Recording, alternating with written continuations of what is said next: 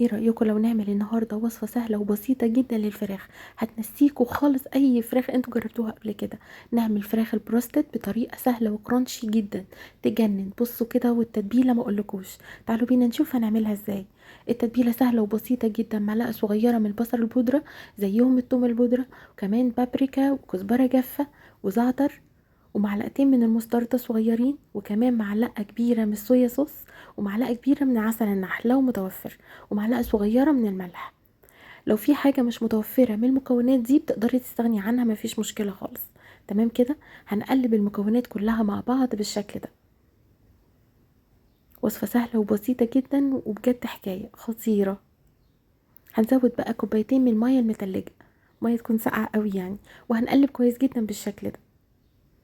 الفرخة بتاعتي لازم تكون بيضة ومتقطعة، مش اقل من 8 قطع، ممكن يبقى اكتر من كده كمان.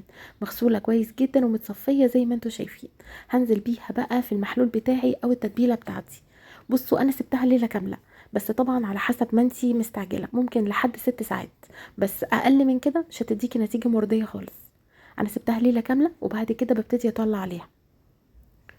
كفر التغطية بتاعي بقى عبارة عن كوبايتين من الدقيق،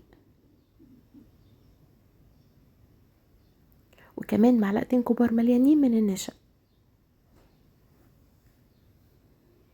التوابل سهلة وبسيطة جدا بقى. معلقة صغيرة من البابريكا، وزيهم من الكركم عشان يديله لون ذهبي حلو قوي كده، وكمان معلقة صغيرة من الملح، ونص معلقة كبيرة من البيكنج باودر.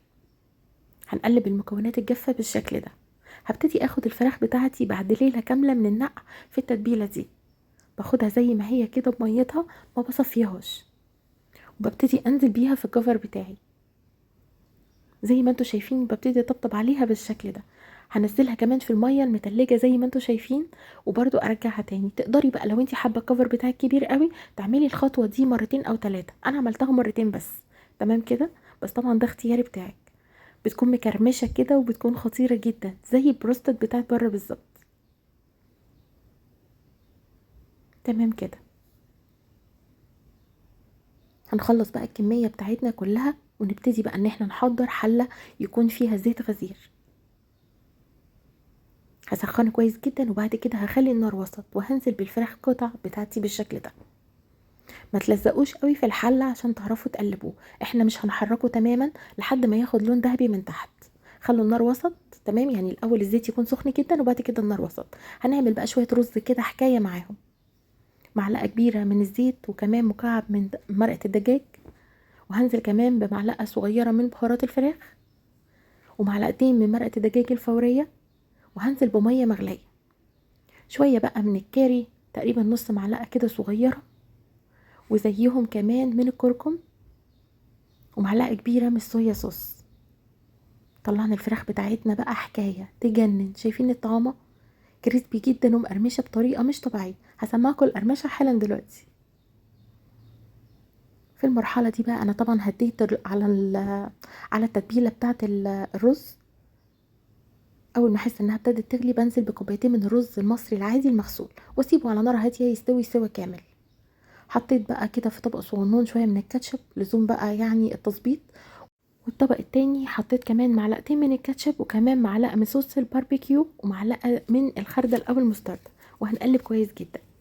عايزه اقول لكم بقى القرمشه تجنن. وبصوا الفراخ كده خطيره من جوه، ما فيهاش دم خالص، مستويه كويس جدا. سامعين صوت القرمشه حلوه قوي. بجد حكايه. جربوها وان شاء الله هتعجبكم جدا. انا اسمي مارو. لو اول مره تشوفيني وتتابعيني ما تنسيش تشتركي في الصفحه والقناه. تعالوا بينا نشوف شويه الرز الحلوين التحفه. ده مش ريزو على فكره، ده رز كده بالبهارات يجنن خطير. بصوا مفلفل اخر حاجه، وطعمه فعلا حلو جدا مع البروستد. حلو قوي بجد. من ألذ الحاجات اللي ممكن فعلا تجربوها. لو الفيديو عجبك ما تنسيش لايك وشير. واتمنى تقوليلي من اي بلد انتي بتتابعيني. عرفيني على نفسك، قوليلي رايك ايه في وصفاتنا. ولو جربتي حاجه من وصفاتي يا ريت تنزلوا الفيديوهات او الصور للتطبيقات بتاعتكم في جروب التطبيقات. اللينكات كلها هتلاقوها موجوده كلها في الجروب بتاعي او في البيج. اشوفكم في فيديو جديد ووصفه جديده. باي باي.